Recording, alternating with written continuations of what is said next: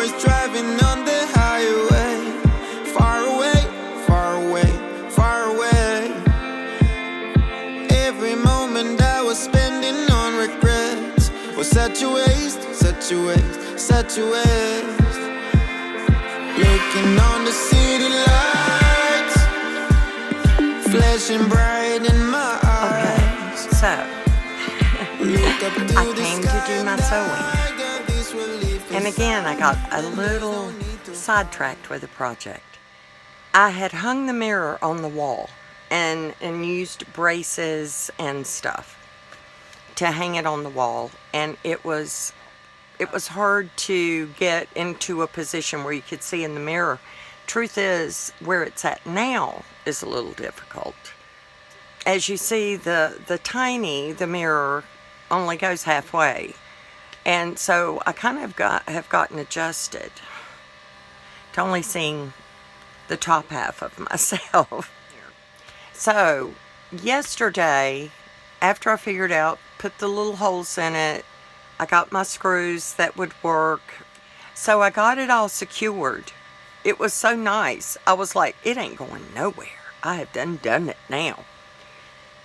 I did it so good that, and as far to the edge, the outer edge of the door that I could, so I could see better. I'm sorry, I got something in my eye, like lint. I locked the door. Well, I moved the lock. I didn't even think the lock worked. I'm like, why is there a lock on that door? So anyway, I was like, wow, that could be really bad. But I had obviously done it while it was standing open. And so when I went to close it, it wouldn't close. So it bugged me all night. And I thought, when I got over here, I was like, okay, I need to fix the mirror properly.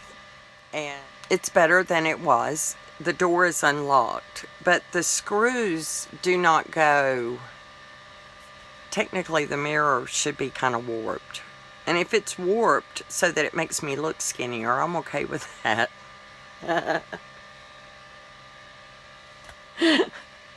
I kind of live in that dream world anyway, because I know I don't see all of me at one time. And a lot of times I'm looking at my reflection in the windows. And you know, it's like every other window has that stained glass stuff. So I only see like that kind of version of me, blocks of it. So I'm like, oh, well, it kind of looks okay there. And it is so hot. I apologize for the little tiny fan noise. That's actually running off of my batteries and my solar panels that are in here. Now, I have recently received a comment, actually more than one, that were very rude and ignorant. And what it did was I was felt inspired to answer questions that have not been asked of me. And what was said was that the tiny was basically not roadworthy. And you know what? It's not. I have had these tires since 2014. 2014. September. Because I drove it to Walmart on my way out of California and got those tires put on. And I have driven back east. Then I came all the way west. Then I went all the way back east with it. And then I came back to Arizona. That's a lot of miles and a lot of years. And it's been sitting. Now, it's not been sitting on the tires. I've got it on jack stands.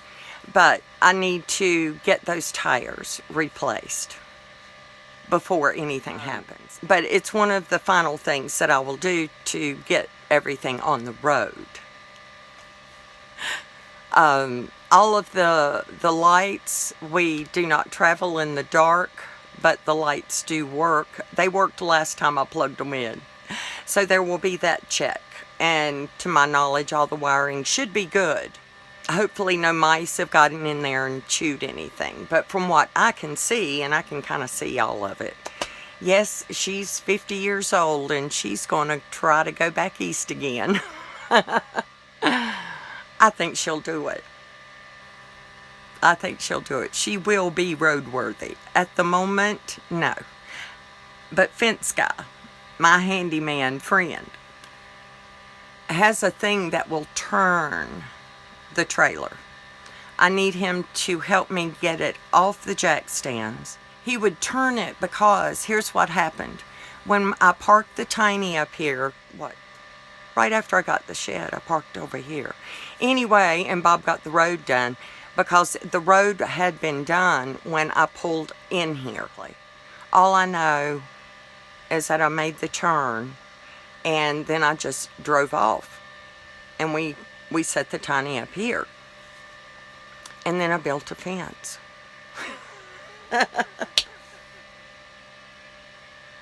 I can't just back in and hitch up. If this doesn't work, I'll just drive over the bushes and back my way in here and do it.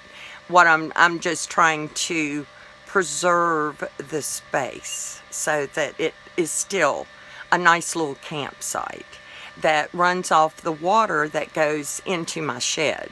It's pressurized water that comes out here. And the electric comes off of my solar system, which as part of his comment, he referred to it as my little solar system. I think the littlest solar system I have is a solar panel, the charge controller, a battery, and a pump that's in my outdoor toilet. That's a small solar system. And then there's the solar system in here. And I am pretty sure that I'm going to buy me a new battery, because I'm pretty sure I can get one that is the no maintenance, so it's still lead acid. How can that be? That you don't put water in it. But anyway, I want to replace what's in there now are 2 lead acid batteries. And one that I'm thinking will do what I need it to do, because I'm also getting a solar generator. Now what will be left behind here is the complete solar system at Bob's place that runs all of his stuff. I'm laughing because this dude tried to tell me that I was too intelligent. I still got the text. I screenshotted it because it was really, it took me a while, because, you know, you get the hurt and the angry and the how dare you, and then you think, oh, wait a minute. Well, just what the enemy would use to smack you down, Father will use to build you up. So, he said to me that anybody can come out here and buy the bare land like I finagled away from Bob.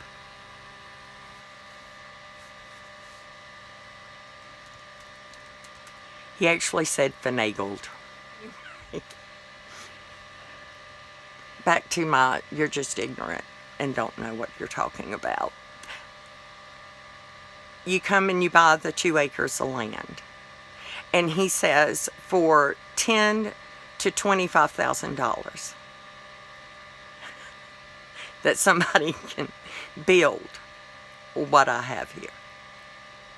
And I have only one thing to say at this point, because it's the only thing I'm pretty dang sure about.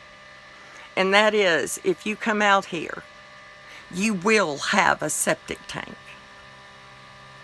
Or you'll get run off, just like Bob did. And that's how he found me, was looking for a new place to hang out. Because he didn't want to spend $5,000. $5,000 on a septic tank. Today, if you take your 2 acres of land,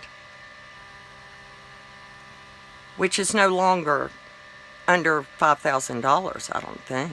I think now you're going to spend more money for the property. And I'm sorry, I'm laughing. I'm like, wow. It'll cost you $10,000. So see, your bottom line that somebody could do what I've done for $10,000 just ended there. What are they going to do for water? What are they going to do for electric? How are they going to stay cool? How are they going to feed themselves?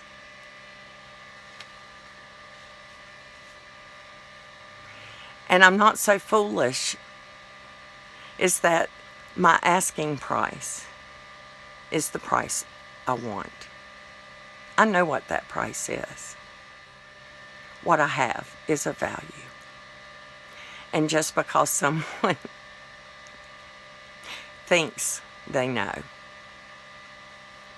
they don't know. So, it's getting hot in here, and I ain't even sewed nothing. I did plug in my machine though. I'm almost there, and I just got a quick little mending job that I want to do.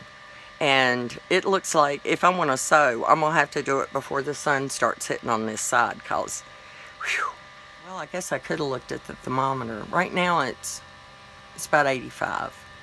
I start sweating anything over 82. And I have to go get a sweater anything under 80. I love y'all.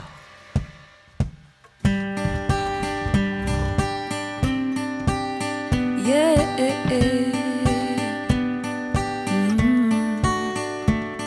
May the road rise to meet you and the sun kiss your face. May there always be a miracle waiting just to bless your day. Life won't always hand you roses. Don't let it get you down. Keep your eyes on what your goal is and your feet on solid ground. Take this with you where you go. You are love, love, love, love, love, love. You are love, yeah, you are. You are love, love.